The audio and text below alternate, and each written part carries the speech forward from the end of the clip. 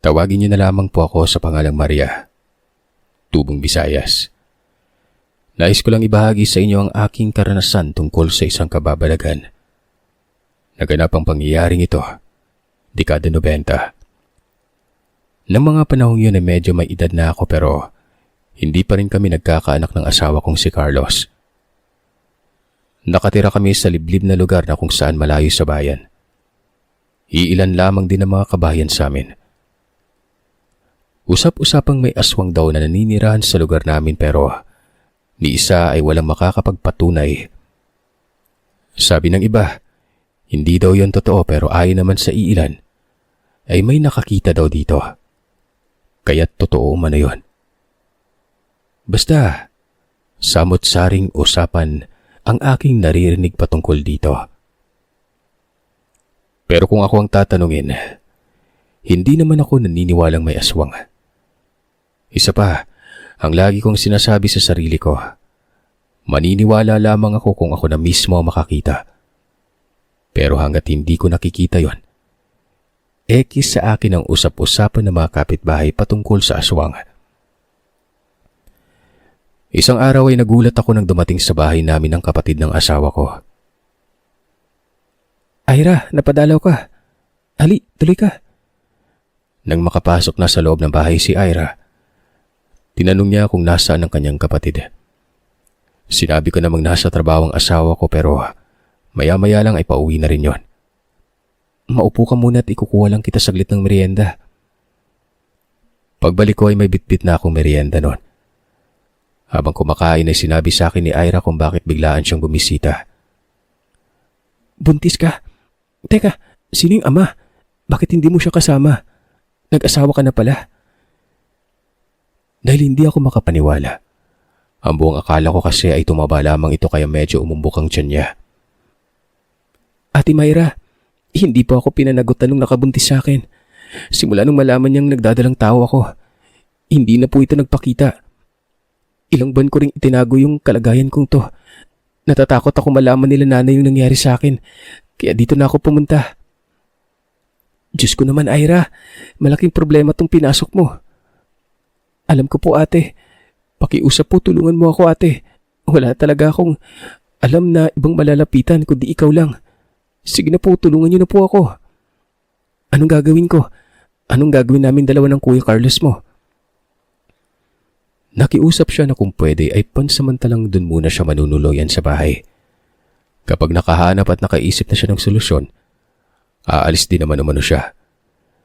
Kailangan niya lang talaga ng matutuluyan habang nag-iisip pa siya kung ano ang dapat gawin nun.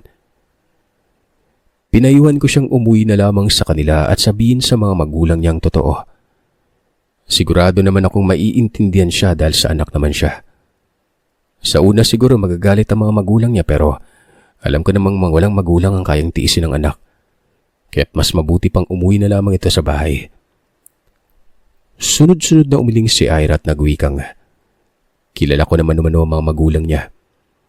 Nakakatakot umano ito kung magalit at natitiyak niyang baka pagbuhatan pa siya ng kamay ng kanyang ama. Natatakot siyang humarap sa mga ito at wala siyang lakas ng loob nun. Natatakot ka sa mga magulang mo pero sa Kuya Carlos mo hindi. Mas strikto pa yun kaysa sa mga magulang niyo. Wika ko. Magkaiba kasi sila tatay at kuya ate. Alam kong hindi ako kayang tiisin ni kuya. Sinabi ko sa kanyang wala namang problema sa akin. Ayos lang na pansamantala siyang manirahan sa bahay. Hindi ko lang alam sa kapatid niya. Pero pakiusapan namin ito na maigi para mapapayag nun. Tiyak kasi ako magagalit ito oras na malamang buntis siya gayong wala naman siyang asawa. Maraming salamat po Ate Maria. Maraming salamat talaga. Sabi niya. Huwag ka muna magpasalamat sa akin. Saka ka na magpasalamat kapag pumayag ng kuya mo. Kinahapunan pag-uwi ni Carlo galing sa trabaho. Natuwa ito nung makita si Ira. Matagal na kasi silang hindi nagkikita.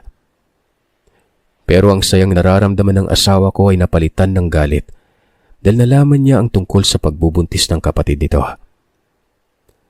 Pinayuhan ko siyang huminahon na muna dahil baka mamaya ay mapano ang kapatid niya. Mahababang komosyon munang nangyari bago huminahon at kumalma ang asawa ko. Nang kumalma na ito, saka ko siya kinausap. Nang naging maayos ng lahat at napapayag ko na si Carlos, ay muling nagpasalamat sa akin si Ira. Kinagabihan ng araw na yon ay may nararamdaman akong kakaiba sa paligid. Nung pumatak ang 8:00 ng gabi, may nakita akong malaking pusa sa labas ng pintuan. Saktong pagkabukas ko ng pintuan nun, bumulaga sa akin ang napakalaking pusang ito. Napakapayat na aakalain mo walang nag-aalaga. "Bastos ka! Umalis ka nga dyan! Huwag kang harang-harang dyan sa daraanan ko!" Bugaw ko nun. Nakailang beses kong binugaw ang pusa pero hindi ito umaalis. Sa halip ay tinitingnan lamang ako nito ng mabalasik habang walang tigil sa pag-atungal. "Walang iya! Sandali nga't kukuha lang ako ng mainit na tubig." Naisip kong kumuha ng tubig sa kusina para isaboy dito. "Ate Maria, ano pong gagawin mo dyan?" tanong ni Ira. "Ipangsasaboy ko sa pusa. Kaya kahit anong gawin kong bugaw hindi pa rin umaalis eh. Hindi man lang natakot sa pamalong bitbit ko kanina." "Pusa? Anong pusa yung sinasabi mo, Maria?" tanong sa akin ni Carlos na kakalabas lamang galing kwarto. "May pusa sa labas ng bahay. Kanina ko pa binubugaw." Kinuha niyang bitbit kong batya at siya na raw ng bahalang magsabi sa pusang yon.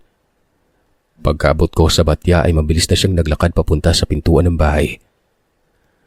Nung buksan niya ng pintuan, wala na ang pusang nakatayo doon kanina.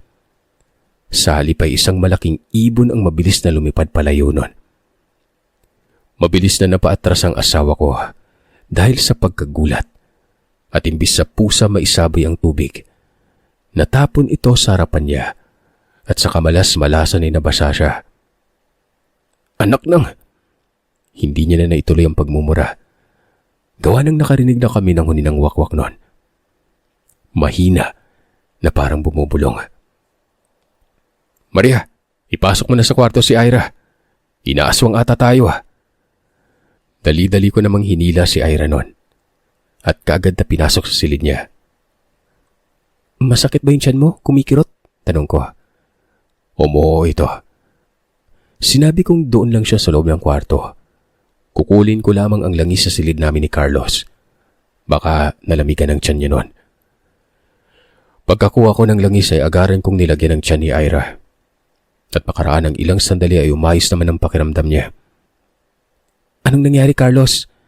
Aswang ba talagang narinig nating huni kanina?" "Oo, aswang yun. Di ako pwedeng magkamali. Yung sinabi mong pusa, malamang. Aswang yun. Siguro natunugan ka agad na may buntis tayo ditong kasama." Hindi ako nakaimik sa sinabi ng asawa ko. Nang gabing yon ay matagal kaming nakatulog. Inabangan ni Carlos ang nilalang dahil baka mamaya ay babalik pa umano yon.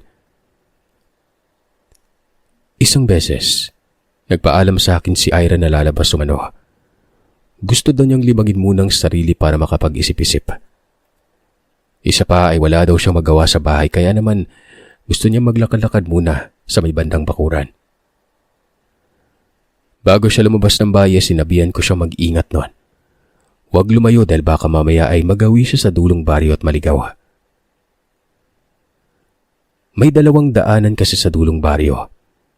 Ang isa ay papunta sa bundok at ang isa naman ay tagusan papunta sa karatig na purok. Isa pa, kung hindi nyo kasi na itatanong, pasado na 3:00 ng hapon yon. Nung papalabas na nga siya ng bakuran ay may napansin siyang matandang babae. Nakita ko din ang matanda dahil mula sa kinatatayuan ko ay natatanaw ko mula sa bintana ang labas ng bahay namin noon. Pansin kong kakaiba ang tinging ipinukol na matanda kay Ara. Partikular na sa tiyan ito at parang sunod-sunod na napapalunok ng laway. Ewan ko ba, pero ng mga sandaling yon ay kinatuban ako na para bang may hindi maganda sa matanda. Yun bang unang tingin pa lamang dito ay kaduda-duda ng pagmumukha niya. Hindi naman sa panghuhusga, pero yun lang talagang nararamdaman ko habang pinagmamasdang nag-uusap ang dalawa nun. Kaya naman nagmadali na akong lumabas ng bahay at sandaling iniwan ang ginagawa ko. "Magandang hapon, Iha. Anong ginagawa mo dito sa labas? Hapon na." Magandang hapon din po. Wala po, naglalakad-lakad lang po sana ako. Ang laki naman ng tiyan mo. Buntis ka ba? Opo, mag-4 na buwan. Kinagagalak ko yung pagbubuntis, iha. Kung hindi mo mamasamain maaari ko bang hawakan yung tiyan mo? Naalarma na ako nang makita ko nga. Akmang hahawakan na ng matanda ang tiyan ni Ira. Nakita ko ding bumuka-buka ang bibig nito na para bang may sinasabi nun. Kaya naman bago pa man lumapat ang kamay nito sa tiyan niya, ay mabilis ko na yung tinapik. Nagulat naman ang matanda kaya mabilis na tumingin ito ng masama sa akin. Manang, anong ginagawa mo? Pasensya na po pero hindi mo pwedeng hawakan yung tiyan ng kapatid ng asawa ko. Napansin ko ang galit sa mga mata niya. Walang kaimik-imik itong nagmadaling maglakad palayo nun. Tarantulang matanda yun . Ano kaya yung pakay niya hawakan niya yung tiyan mo? Sinabihan ko si Ira na pumasok na sa loob ng bahay at huwag na munang lumabas. Dahil baka mamaya ay abangan pa siya ng baliw na matanda at may gawin sa kanyang hindi maganda. Hindi kasi pamilyar sa akin ang itsura ng matanda kaya alam kong hindi ito taga-baryo. Sabay na kaming pumasok sa loob ng bahay. Kinagabihan habang kumakain, nabanggit ni Irang tungkol sa matanda nun. Nakita kong nanlaki ang mga mata ni Carlos na para pang gulat na gulat. Sa susunod, huwag mong pinapahawak yung tiyan mo sa kung kani-kanino lang, Ira, ha? Hindi mo alam kung anong klase ang mga tao dito. Hinirapan ko si Carlos dahil sa aming dalawa. Siya ay mabilis namang paniwalain. Kahit na wala namang katuturan ng pinagchichismisan sa labas kapag usapang aswang na. Hindi kasi pinapalagpas ni Carlos ang ganong usapan. Nakita ko sa mga mata ni Ira ang namumuong kaba. Kaya naman hindi na lamang ako umimik nun at pinagpatuloy na lamang ang pagkain. Nang matapos kaming kumain, niligpit ko na ang mga pinagkainan at nagsitulog na rin kami. Makaraan ng ilang minuto, unti-unti na akong nalulunod ng antok. Napabalikos ako ng bangon sa kadahilan ng may malakas na lagabog ang naririnig ko sa bakuran ng bahay. Sa gulat ay wala sa loob na nahampas ko ang asawa ko mahimbing na natutulog nun. Anak lang, bakit mo ako hinampas? Natatarantang sinabihan ko siyang may lumagabog nga sa labas. Tingnan niya baka mamaya may magnanakaw nun. Baka nakawin yung mga alaga naming hayop. Kakamot-kamot na tumayo si Carlos at naglakad na palabas ng silid. Bumubulong-bulong pa ito at nagwikang baka pusa lamang umano yung narinig kong lumagabog sa labas nun. Pero bago pa man siya makarating sa pintuan ng kwarto, ay muling lumagabog ng malakas sa labas ng bahay. At sa pagkakataong yun ay may kasamang mahihinang ingay ng pusa na tila ba umiiyak. Sabi ko naman sa'yo, pusa lang yun . Ginising mo pa ako. Nakakaistorbo. Alam mo namang may pasok ako bukas, di ba? Sa pag-aakala ko namang pusa lang din yon gaya ng sinasabi niya, nagkibit balikat na lamang din ako at bumalik na sa pagkakahiga. Hinayaan ko na lamang ang naririnig kong ingay ng pusang umiiyak. Kinabukasan paggising ko, laking gulat ko nang madatnan kong patay na ang 5 sa mga alaga naming manok. Laylay na ang leeg ng mga ito na para bang kinagat ito ng matatalim na mga ngipin. Nang titigan ko itong maigi ay parang sinipsip at talagang sinaid ng kung sino mang nilalang ang dugo ng mga bangkay ng hayop. 3 naman sa mga namatay ay wakwak ang tiyan at wala nang lamang loob nun. Nagimbal ako sa mga nakita ko. Kaya naman mabilis ko nang tinawag ang asawa ko at ipinakita sa kanyang nangyari sa mga manok na yon. Sino yung pumatay sa mga yan? Abay, malay ko. Kakagising ko lang . Ngayon pa lang ako lumabas ng bahay. Nagpipigil sa inis na napapakamot na lamang sa ulo si Carlos, habang isa-isang pinulot ang bangkay ng mga manok at inilibing sa likuran ng bahay. Sinabi ko sa kanyang baka ang pumatay ng mga alaga namin ay yung hayop na naririnig namin kagabi nun. Manda talaga sa akin yan. Tatagtan ko ng pinong-pino kapag naabutan ko siya, sabi niya. Pag alis ni Carlos para pumasok sa trabaho, Lumabas ulit si Ira at nakita umano nitong muli ang matanda na nakatayo nun. Hindi umano sa harap ng bakuran namin ito. Diretang nakatingin sa kanyang tiyan. Ayon pa sa kanyang kwento, parang nanglilisik umano ang mga mata ng matanda kaya naman nagmadali na siyang pumasok sa loob ng bahay. Lumabas naman ako at sinilip ang matandang sinasabi ni Ira. Pero halos maputol na lamang leg ko sa kakatanaw at kakahanap sa matanda. Hindi ko ito makita-kita. Dahil sa hindi ko na makita ang matandang sinasabi ni Ira, bumalik na lamang ako sa loob ng bahay. Pinayuhan siyang wag nang lumabas. Baka mamaya ay kung anong gawin ng matandang yun sa kanya. Isinara ko ring maigi ang pintuan at panakanakang tinitingnan namin ang bintana. Lumipas ang maghapon at wala namang matandang nagpapakita nun. Magdidilim na lamang ay hindi pa rin nakakauwi ng bahay si Carlos. Kaya naman hindi na namin ito hinintay pa ni Ira. Nauna na kaming kumain ng hapunan pagkatapos ay nagpahinga na. Ilang minuto ang lumipas. Nakarinig ako ng sunod-sunod na pagkatok ng pintuan. Nagmadali akong lumapit sa bintana at sinilip ko kung sino ang kumakatok na yon. Kahit anong silip ko ay hindi ko maaninag. Sino naman kaya yung kumakatok? Imposible namang si Carlos yun. May susi namang dala to. Nung buksan ko na sanang ilaw sa labas ng bahay, nakarinig ako ng mga yabag ng paang mabilis na tumakbo papunta sa damuhan. Sakto namang papasok na sa loob ng bakuran si Carlos noon. Napansin nito ang kakaibang bagay na kumaripas ng takbo. Anak ng, "Hoy! Sino ka? Anong ginagawa mo sa pintuan ng bahay, ha?" Sigaw niya at mabilis na hinabol ito. "Carlos! Huwag mo nang habulin, baka mapano ka." Sambit ko habang nakasilip sa may bintana nun. Rinig na rinig ko ang malakas na pagmumura ni Carlos bago patakbong bumalik sa bahay. Binuksan ko naman kaagad ang pintuan para makapasok siya. "Ang baho! Parang may nabubulok na patay dito, ah." Sambit niya. Napatakip na rin ako sa ilong dahil sa nalangap ko rin ang napakasangsang na amoy na yun. Nagpalinga-linga ako at hinanap ko kung saan nanggaling ang amoy. "Ate, sa uluhan mo," sabi ni Ira. Nung tumingala ako ay nanlaki ang mga mata ko. Nang makita ko ang kapiraso ng karne nakasabit sa taas ng pintuan. Nakita kong may gumagalaw-galaw sa karne. At kung hindi ako nagkakamali ay mga nagkukumpulang uod na maliit yon. Napaatras ako. Hindi ko napigilan ang sariling manginig nun. Dahil sa nakakadiri at nakakasukang pagmasdan.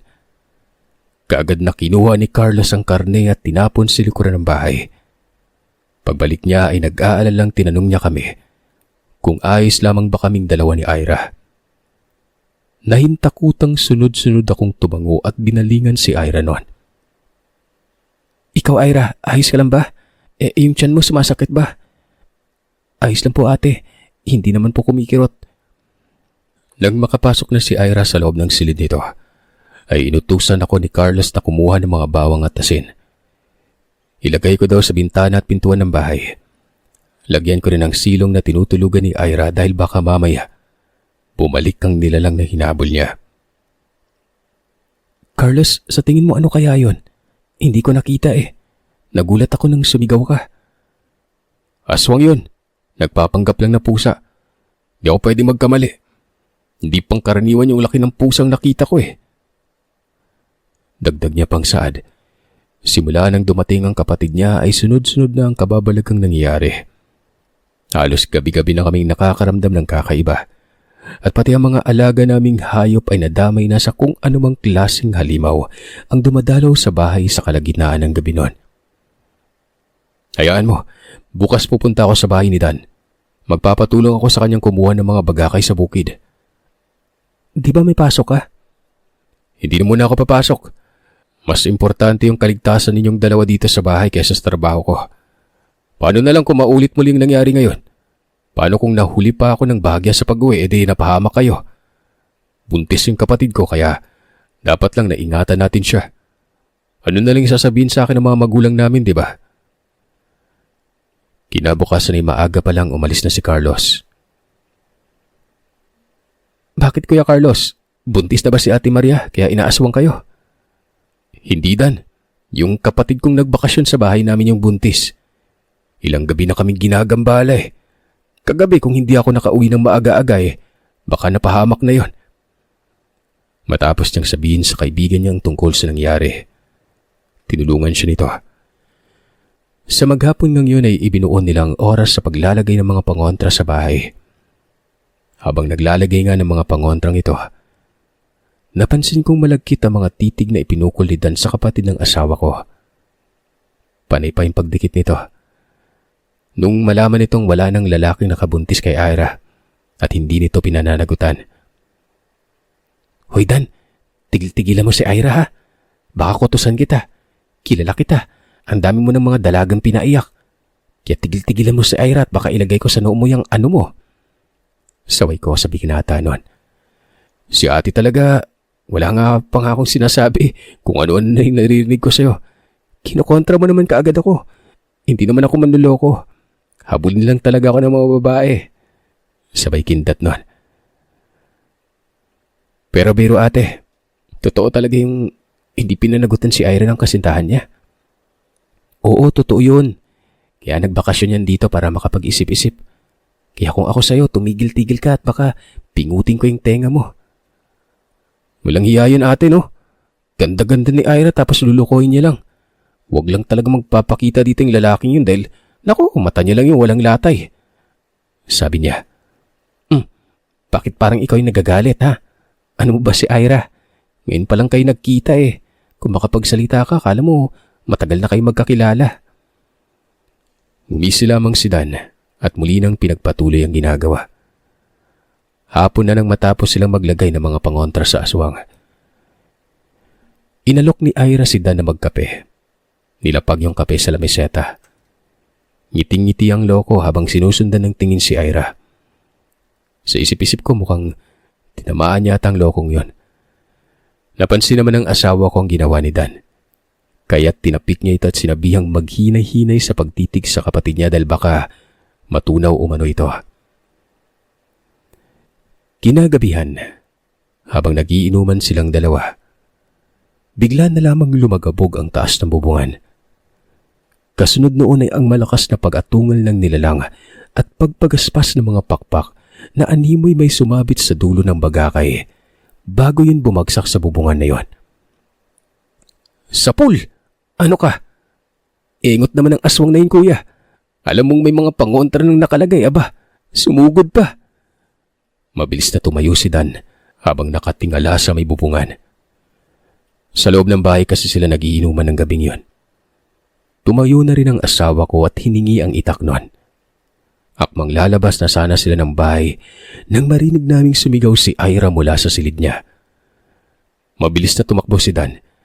Agaran namang kaming sumunod ni Carlos dito. Walang pag-alinlangang tinulak ng malakas ni Dan ang pintuan para mabuksan. Mabilis nitong nilapitan si Ira na kasalukuyang nakahandusay sa maiksaig nun. Ira, anong nangyari sa'yo? Sinabi ni Ira na masakit ang tiyan niya nun. Mabilis nang tumakbo palabas ng bahay ang binata at kinuha ang bagakay. Umikot ito sa likuran. Sumunod naman ang asawa ko dito at binilinan akong asikasuhin si Ira nun. Maya-maya pa ay narinig ko na lamang ang malakas na sigawan sa likuran ng bahay. Matapos yon ay isang malakas na huni ang umaalingaw sa buong paligid. Pagkatapos nito ay bigla na lamang tumahimik. Kabado at natataranta naman akong inasikaso si Ira. Makaraan lamang ang ilang minuto ay kumalma na ang pananakit ng tiyan nito. Pinainom ko na rin siya ng maligamgam na tubig at pinahiran ko na ng langis ang kanyang tiyan. Ilang minuto pang nakalipas. Bumalik na sa loob ng bahay ang dalawa. Tinanong ko sila kung ano ang nangyari at bakit narinig ko silang nagtakbuhan kanina palayo yon. Tsaka ano yung narinig kong malakas na pag-atungal. Si Carlos nang nagkwento. Sinabi niyang natamaan umano nila ang nilalang. Kaya iyon umatungal ng pagkalakas-lakas at bigla na lang tumakas. Mabuti na lamang at matalas ang pakiramdam ni Dan. Kaya't nalaman nila kung sino ang aswang at natunugan kung saan ito nakatira. Pinuntahan ang bahay ng matanda at nang marating nila ang bahay na yon ay wala silang nadatnan kundi ang mga gamit lamang nito. Lingid sa kanilang kaalamang, nasa likuran na pala nila ang nilalang na yon. Sinugod umano sila at nasugatan si Dan. Ang asawa ko naman ay tumilapon sa may talahiban. Dali-daling tumayo ang asawa ko at sinugod ang nilalang na patuloy pa rin sa pakikipagbuno umano sa binata. Mabilis na pinulot ng asawa ko ang itak na tumilapon pagdamba sa kanya ng nilalang na yon. Matapos ay walang pagdadalawang isip na sinugod niya ito. Tinaga sa may likuran. Tila ba nasaktan umano ito at na makakuha ng pagkakataon ay mabilis umano yung tumakas. Hinayaan na lamang nila makaalis yon. Tutal ay sigurado na sila kung sino ito.